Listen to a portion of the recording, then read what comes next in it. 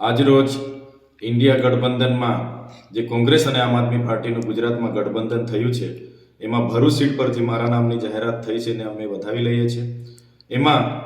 મલ્લિકાર્જુન ખડગેજી, રાહુલજી, પ્રદેશ પ્રમુખ શક્તિસિંહ ગોહિલજી અને ભરૂચના અહેમદ પટેલ સાહેબના પરિવાર મુમતાજજી અને ફેજલજીનો અમે ખૂબ ખૂબ આભાર માનીએ છીએ. સાથે સાથે એમને વિશ્વાસ આપીએ છીએ કે કોંગ્રેસના તમામ સાથી મિત્રોને અમે સાથે લઈને એમને વિશ્વાસમાં લઈને અમે આગળ વધીશું, સાથે બેસીને રણનીતિ બનાવીશું અને ભરૂચ લોકસભા જીતીને સ્વર્ગીય અહેમદ પટેલજીને અમે શ્રદ્ધાંજલિ આપીશું. આજે અમારે સ્વાભિમાન યાત્રાનો આજે ત્રીજો દિવસ છે, ત્યારે કોંગ્રેસના